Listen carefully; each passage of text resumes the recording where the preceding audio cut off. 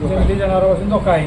कामगारांना न्याय मिळवण्यासाठी कामगारांना न्याय येत्या 10 तारखेला कामगार आयुक्त कार्यालयासमोर वंचित बहुजन माथाडी ट्रान्सपोर्ट जनरल कामगार युनियनच्या वतीनं त्या सर्व कामगारांसमवेत आम्ही या ठिकाणी 1 दिवसीय ठिय्या आंदोलन करणार आहोत.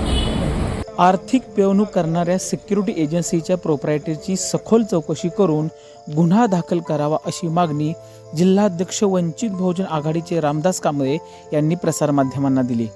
पाटण तालुक्यातील वरेकरवाडी मत्रेवाडी येथे पवनचक्की सुरक्षा व मेंटेनन्स साईट चालू असून येथे एका कंपनीकडे सिक्युरिटी सर्व्हिसेस प्रायव्हेट लिमिटेड तसेच त्या एजन्सीचे प्रोप्रायटर यांचे सिक्युरिटी सुरक्षा रक्षकचे कॉन्ट्रॅक्ट आहे.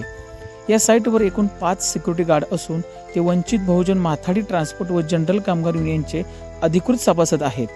ते सर्व सिक्युरिटी गार्ड गेली 9 ते 10 वर्षांपासून येथे सिक्युरिटी सर्व्हिसेस प्रायव्हेट लिमिटेड काम करतात. पण गेली कित्येक वर्ष सिक्युरिटी गार्डची आर्थिक पिळवणूक करून त्यांना एक प्रकारे त्रास देण्याचे काम या कंपनीने केले आहे, असा आरोप रामदास कांबळे यांनी प्रसारमाध्यमांसमोर केला आहे.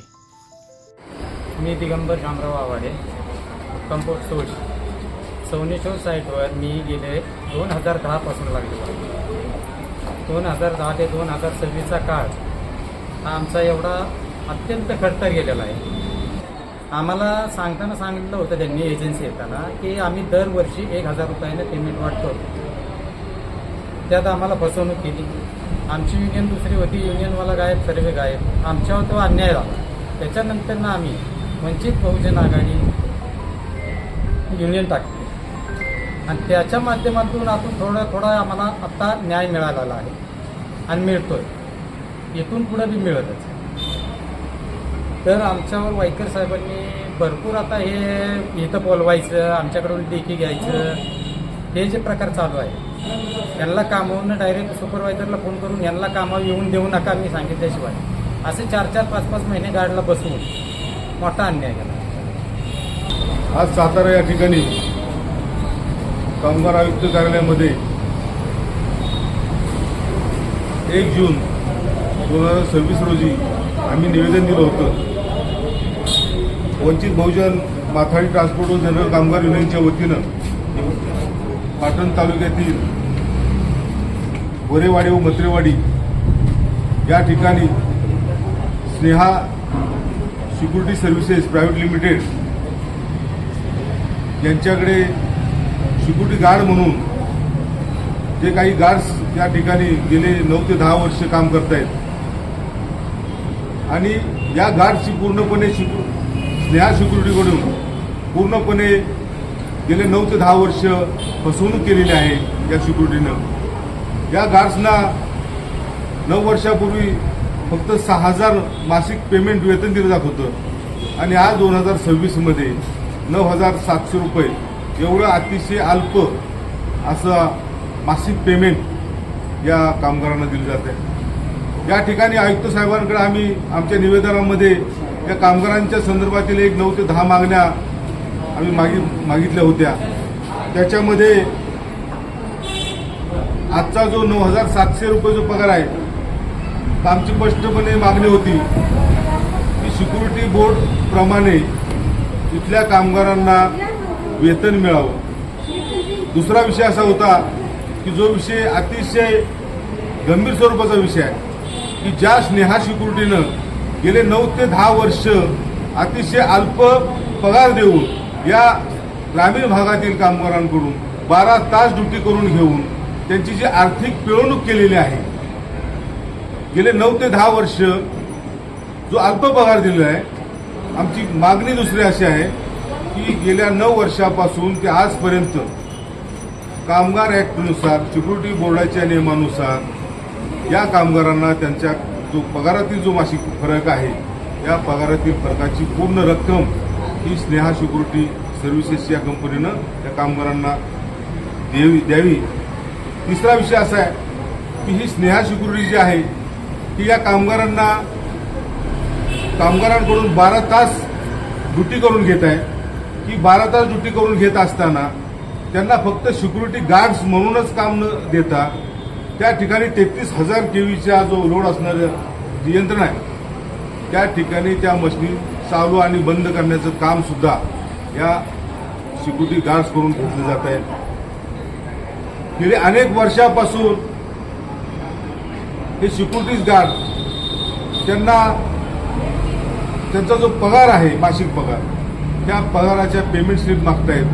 मात्र स्नेहा सिक्युरिटीचे जे वायकर आहेत ह्या वायकरनी आजपर्यंत गेल्या 9 ते 10 वर्षामध्ये त्यांच्या या जिल्ह्यामध्ये जेवढ्या साईट्स चालू आहेत तिथे कुठल्याही सिक्युरिटी गार्ड्सना लिगली कोणतीही पगार स्लिप त्यांनी दिलेली नाही. आमची मागणी होती की त्यांनी ती पगार स्लिप ही त्या गार्ड्सना देण्यात यावी. सिक्युरिटी गार्ड ज्या भागामध्ये जे काम करत आहेत त्या भागामध्ये चौनेश्वर असेल इथे, त्याचबरोबर वरेवाडी मथलेवाडी या ठिकाणी जो दुर्गम भाग आहे, जो डोंगराळ भाग आहे, त्या डोंगराळ भागामध्ये जे जंगली श्वापद आहेत ही प्राणी मोठ्या प्रमाणामध्ये हे जंगली प्राणी त्या ठिकाणी त्यांचा संचार आहे, वावर आहे. या प्राण्यांपासून संरक्षण होण्यासाठी त्यांना कोणतंही साधन या सिक्युरिटी सर्व्हिसेसकडून उपलब्ध करून दिलेलं नाही. स्नेहा सिक्युरिटी आणि या सिक्युरिटीचे जे प्रोप्रायटर आहेत गणेश वायकर, आज खरं तर 1 तारखेला आम्ही निवेदन दिलं होतं आणि कामगार आयुक्त कार्यालयातून आम्हाला 8 तारखेला दोन्हीमध्ये समन्वय घडवण्याच्या दृष्टिकोनातून या मागण्यांबाबत चर्चा करण्यासाठी कामगार आयुक्तांनी आज 8 तारखेला या मिटिंगचं आयोजन केलेलं आहे. मात्र ही स्नेहा सिक्युरिटीचं कार्यालय हे जिल्हा परिषद जवळ असताना त्यांना एवढ्या जवळ ठिकाणावर सुद्धा इथं या ठिकाणी येऊशी वाटत नाही. स्नेहा सिक्युरिटीनं जाणीवपूर्वक या कामगारांना डावलण्याचा, यांच्यावर वारंवार अन्याय अत्याचार करण्याचा हा प्रयत्न केलेला आहे. सकाळीच काही सिक्युरिटी गार्डना त्यांनी फोनवर सांगितलं की तुमचं 58 वर्ष पूर्ण झालेलं आहे, तुम्ही उद्यापासून कामावर येऊ नये. नक्की हा स्नेहा सिक्युरिटी याचा जो वायकर आहे हा वायकर नक्की कोणत्या मस्तीत आहे आणि वायकरला नक्की याच्या पाठीमागे कोण आहे? वायकर सारख्या निर्दयी माणसाला सपोर्ट करणारे नक्की कोण आहेत याची सुद्धा सखोल चौकशी होणं गरजेचं आहे. कामगारांच्या न्याय हक्कासाठी श्रद्धेय बाळासाहेब आंबेडकर साहेबांच्या नेतृत्वाखाली या ठिकाणी आमचा हा लढा सुरू आहे. कामगारांना न्याय मिळेपर्यंत शेवटच्या क्षणापर्यंत आम्ही लढणार आहोत.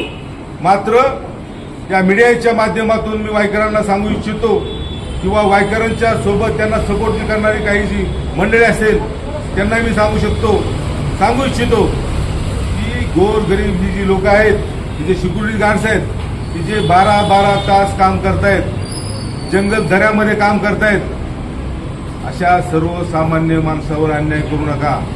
कारण स्नेहा सिक्युरिटीचे जे वायकर आहेत हे वायकरनं यांच्यावर वारंवार अन्याय केलेला आहे आणि जोपर्यंत यांना न्याय मिळत नाही तोपर्यंत आमचा हा लढा सुरू होणार आहे.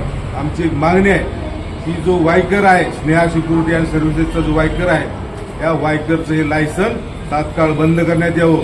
या जिल्ह्यामध्ये जे कामगारांची पिळवणूक होते त्या साईट तात्काळ बंद करण्यात यावेत आणि वायकरला या जिल्ह्यातून जो कामगारांची हॅरेसमेंट करतो त्याला हद्दपार करण्यात यावं. जोपर्यंत तो हद्दपार होत नाही तोपर्यंत आम्ही आमचा हा लढा कायमस्वरूपी लढणार.